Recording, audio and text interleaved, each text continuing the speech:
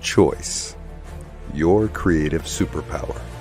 We have the power to manifest as we dedicate attention to our thoughts, but often miss opportunity to achieve the greatest good. Your superpower is waiting to be unleashed to unlock a fuller, more rewarding world for all. Join us every Thursday at noon Mountain Time for Choice, your creative superpower with Zoe Muro.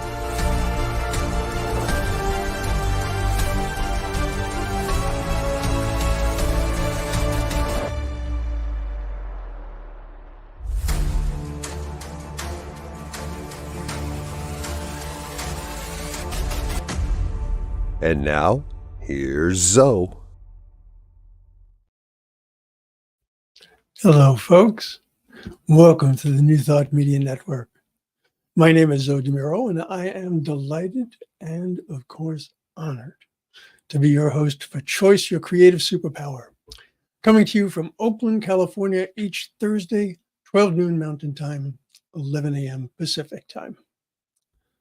We are here to explore how you can wield your superpower for the greatest good and co-create a life experience that is most fulfilling.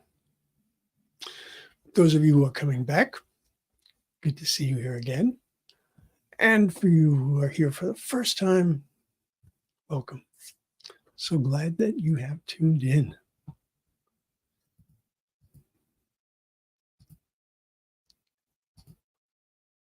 Hello, Shay. Good to see you, as always. All right. So, I'm a religious science practitioner here with the New Thought Media Network. I'm also a transformational coach. Both my ministry as a practitioner and my mission as a coach are to help people live their lives to the fullest. Today, in episode 61, we'll be exploring the relationship between choice and surrender. I absolutely love this topic. I have found many times when people are looking to affect the change in their life experience, it's about what they can add to what they're already doing to try to make the difference. For example, someone, let's say they're feeling anxious. So they say, well, I need to add in a meditation practice, or they're uncomfortable with pounds they might have gained. Say, oh, I need to add in exercise. Or if they're grieving, they say, oh, I have to add in a lot of activities to just take my mind off my loss. Now, none of these is necessarily a bad choice, but they all fall into the same more is more belief, or the don't just stand there, do something mentality. And of course, cultural and societal perspectives, they have a very significant impact on our choices. This is something that we've seen in a number of our earlier explorations. Now, for men in particular, depending on when and where they've lived, a true manly man might equate the word surrender to defeat, or might feel that a strong and stoic demeanor, regardless of what's going on in their heart or mind, that's really the way to be. Feeling that any form of support or release from whatever the condition might be would be seen as negative, as being less than. So let's be very clear about what the word surrender means in the context of our exploration.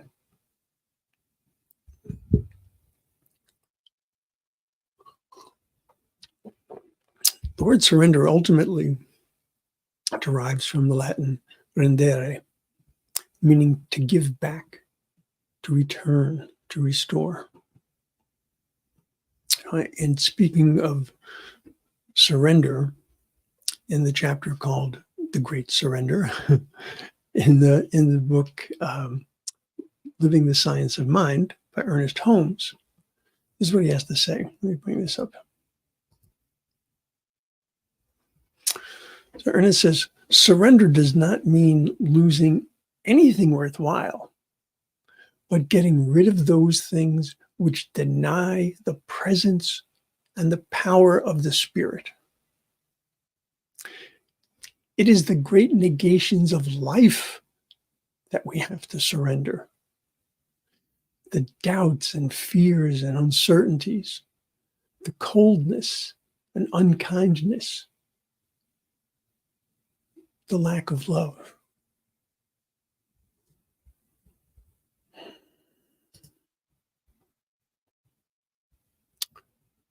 Yeah. Or, to put it another way, here's what author and teacher Debbie Ford has to offer us. Let me bring this one up. She says, surrender and serenity are synonymous. You can't experience one without the other. So if it's serenity you're searching for, it's close by. All you have to do is resign as general manager of the universe. I love that one. A little snarky, but just a little. All you have to do is resign as general manager of the universe. Makes perfect sense.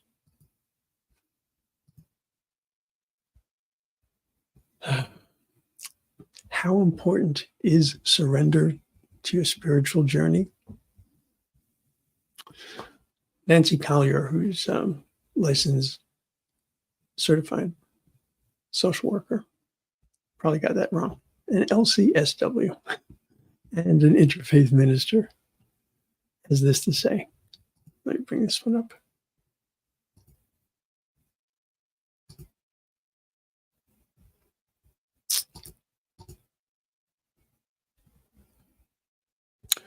Surrender is at the heart of all spiritual paths. No practice is more powerful or profound. Okay. Now, you can take that or leave it, of course. I have seen so much benefit coming from surrender. Nope. Shay is not the general manager of the universe. There you go. Most excellent.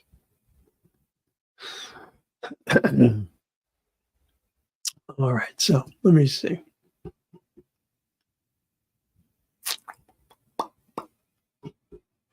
All right, so with that quote about surrendering being at the heart of all spiritual paths, I want you to make no mistake about this. Whether you're a follower of New Thought or any other philosophy or religion, or you simply are looking for ways to live your life more fully, you are on a spiritual path. Okay? Doesn't matter what label we put upon it. If you find yourself still feeling reluctant to embrace the concept of surrender, I'll invite you to ask yourself, just where is that reluctance coming from? Remember, we are absolutely not equating surrender with failure or giving up. Think of it more as release, liberation, and freedom. Okay. Now, I guess it's clear that choice is key to surrender. I mean, it's definitely something that you have to choose to do. Of course, we're talking about surrender in the terms that we've already laid out, not the ends up surrender. I've worked with home organizers over the years.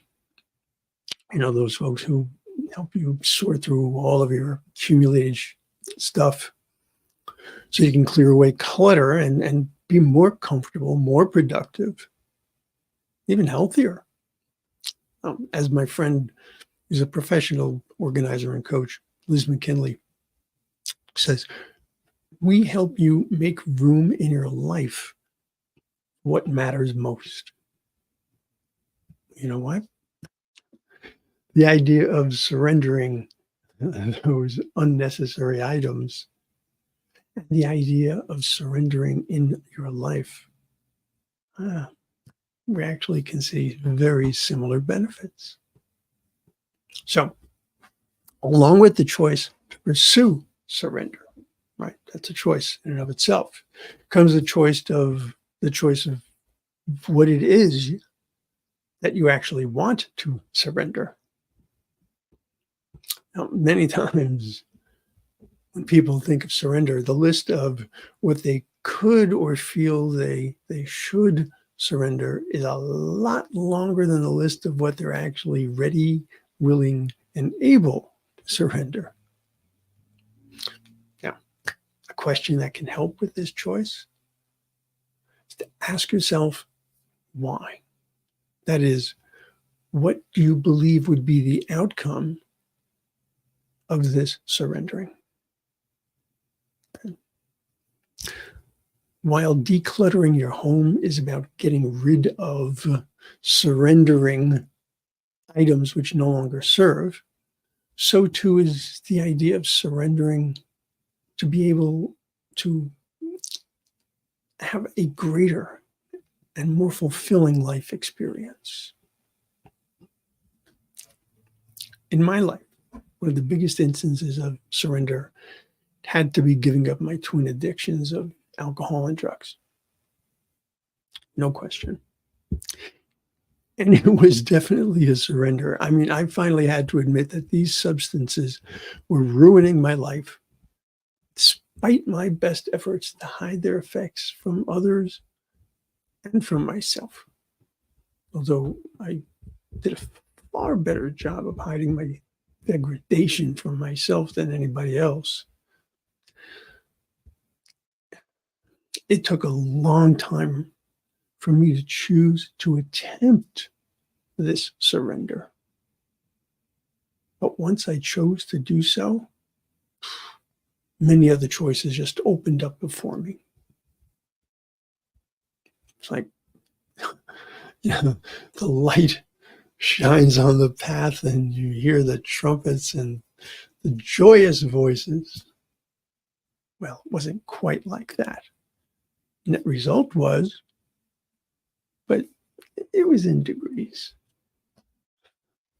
Now, it's no surprise when people who are dealing with addiction turn to the Serenity Prayer. Serenity Prayer speaks for the need for serenity to accept what one can't change, courage to change what one can, and for wisdom to know the difference. Now, my spiritual beliefs are such that I do not feel the need to ask for serenity, courage, and wisdom. Rather, I believe that I and all people already have those qualities within me, within them, simply awaiting my choice to open to them, my choice to allow them to work in my life for the greatest good. The greatest good, of course, both for myself and others. It can't be any other way. Now, one of the most important aspects of choice, as I have been promoting week after week, is the recognition of choice points, those opportunities to make a choice. The proverbial fork in the road.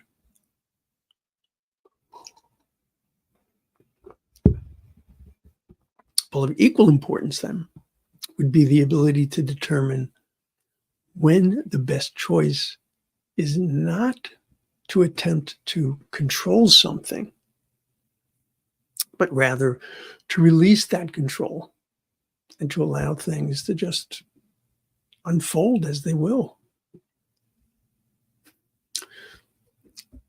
Just as it is less than effective to relinquish too much control. I mean, if you think of people who are unfortunately really kind of mired in a self-victimization situation or role, right? So that would be an example of relinquishing too much control. Well, it's also undesirable to attempt to control everything in your own life, or in anyone else's life for that matter. So that brings us to the other side of the coin, how surrender affects our choices. All right, so I have two quotes that I like to anchor this idea. First one is from a brilliant, absolutely brilliant man by the name of Mark Nepo. Let me get this one.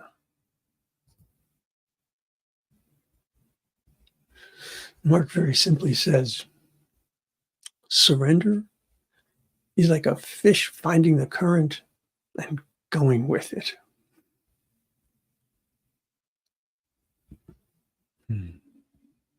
Like that. And here's another one by Richard Paul Evans.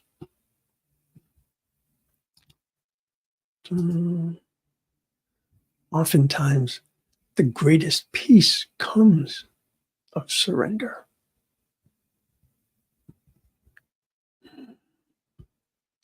So we're looking at something that is very natural and something that is organic, something that is dynamic,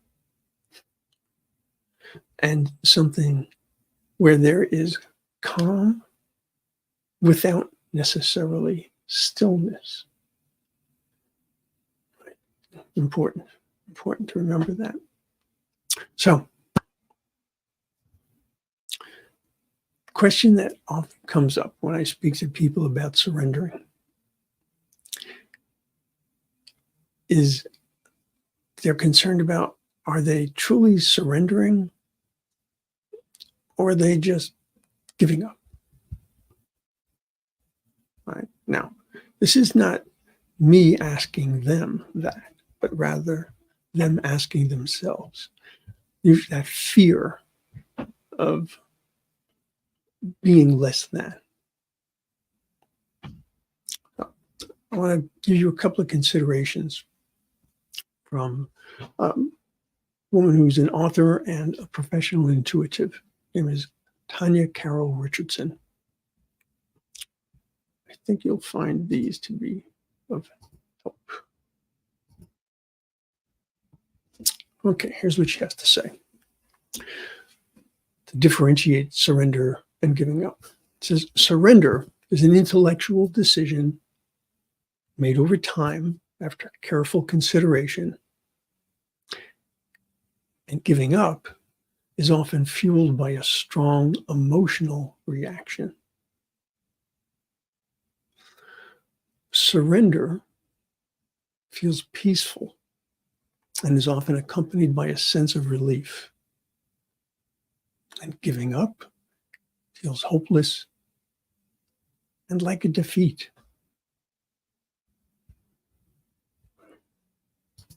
I thought those were good distinctions. Now, I've found that at times when I am well and truly stuck and feel that I'm unable to work through something,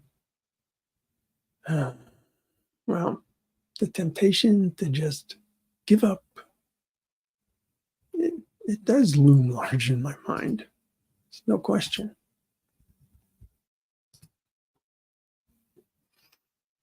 So here's what I've learned about myself.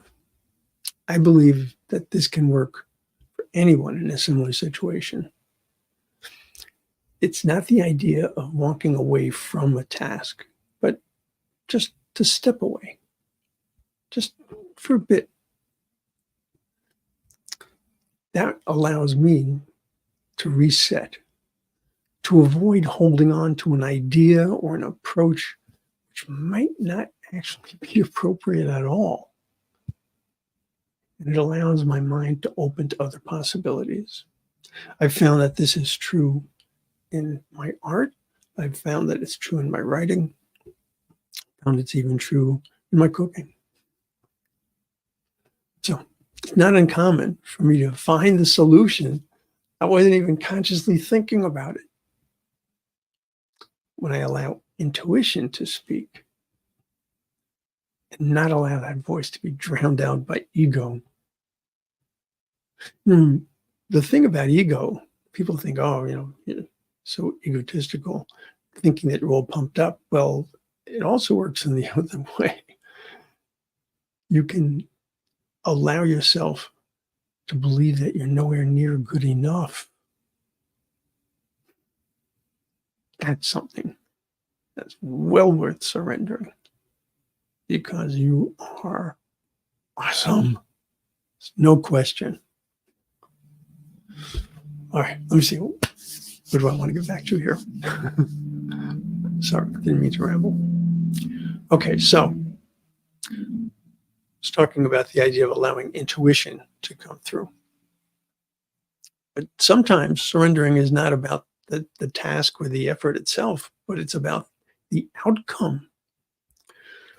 It gets very easy to believe that there's one specific outcome that's going to satisfy our desire or our need. Being able to be open to possibilities, to understand that the abundance in our life, it's far greater than we can imagine. And that carries a tremendous benefit with it. Avoid the if only, or the well, as long as, or the not until, right? Those narratives,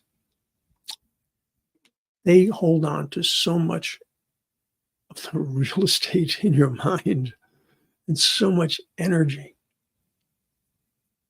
And there is so much more. Allowing ourselves to go beyond those types of limiting narratives is more than we could ever imagined. Surrendering can also be about, this is a hard one for many of us, choosing to accept uncertainty. By choosing to accept that a clearly, cleanly defined answer is not going to be apparent, you could actually be reducing your stress, because you can increase your ability to focus and conserve your energy for more useful tasks, rather than allowing the uncertainty to prey on your mind, allowing it to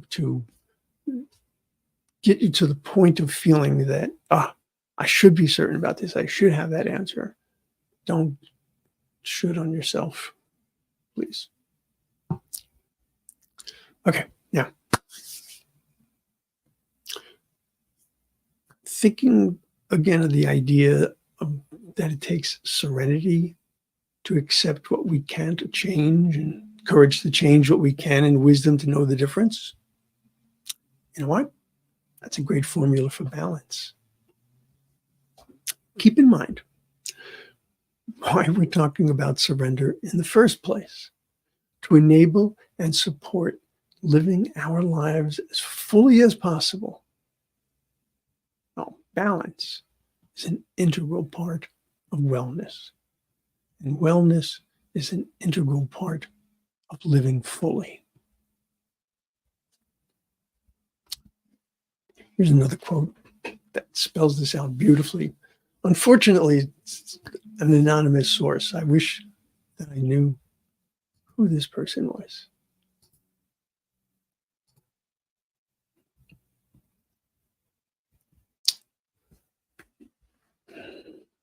Surrender all that no longer serves you. Let all that remains buried in your heart come to the surface and be healed. Let there be space for new energies to enter. A new beginning transforms darkness to light.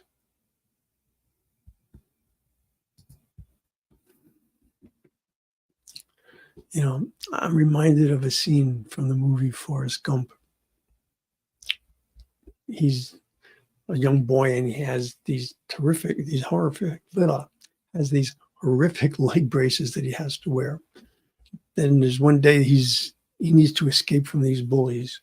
So he begins to run and he's very awkward as he's running, but because he's restrained by these apparatuses on his legs. And as he's running, the braces, they just break apart and he practically flies down the road.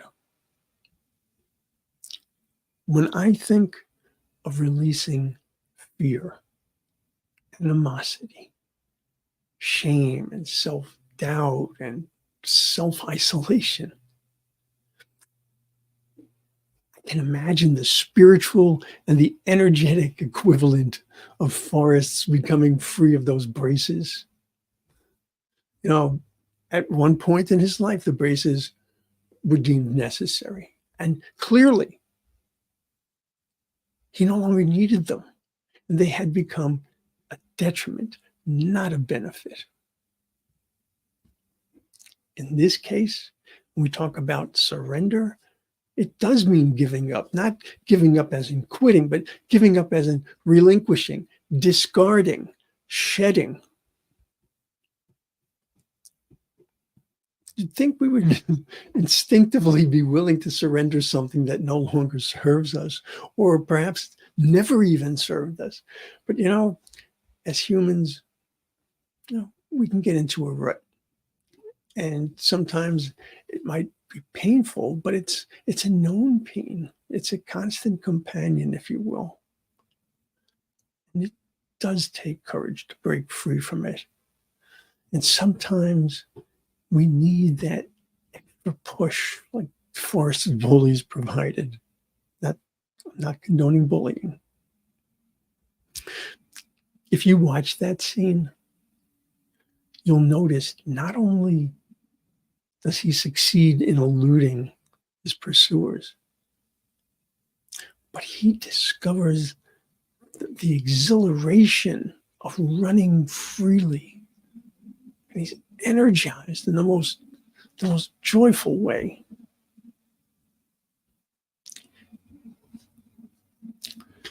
I think some of the most difficult things to surrender stem from tragedy or trauma. As much as the pain from those can be debilitating in the short term, in the midterm, and the long term, if we refuse to release it, we are essentially choosing, however unconsciously it may be, to add significant suffering on top of our pain. Now, I didn't say if we're incapable of releasing, but rather refusing to. Okay, and a very important distinction. However, if you do find yourself to be unable as opposed to unwilling, that's the time to work with someone who can enable you to move forward, to bring out from you the answers that are within, whether it's an advisor, a counselor, a minister, a practitioner, a therapist, whatever. Get that support and allow yourself to run freely, energetically, joyfully. Well, it's going to do it for today. If you'd like to explore the topic of choice and surrender further, or if you would like to have information about a practitioner session or prayer or just topics that you would like to discuss, by all means, please do connect with me. Email address is zodemuro@gmail.com. And I would be delighted to hear from you. Okay, let's see. Let's take this down. Let's take this down. All right. So I would invite you to give yourself the gift of more time on New Thought Media Network. Go to ntmedia.org. Oh, there is so much going on. For example, this is a typical Thursday, 1 p.m. Mountain Time. You can find Finding the Joy in the Journey with the most delightful Reverend Gina Calvario Krupka. Her special guests would be Practitioner Barbara Foyat and Dr. Christopher Westgate. 2 p.m. Mountain Time, the Vibrant Living Hour with Practitioner Ken Ludwig.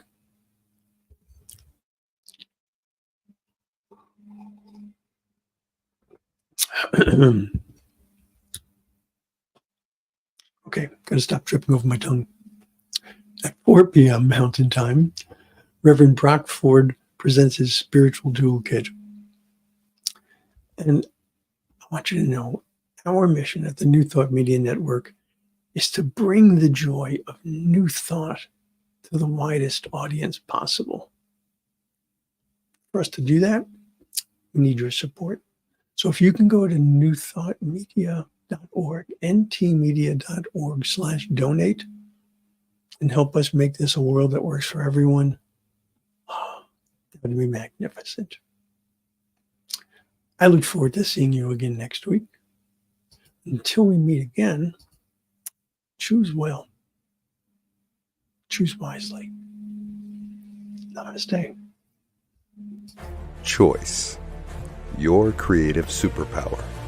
We have the power to manifest as we dedicate attention to our thoughts, but often miss opportunity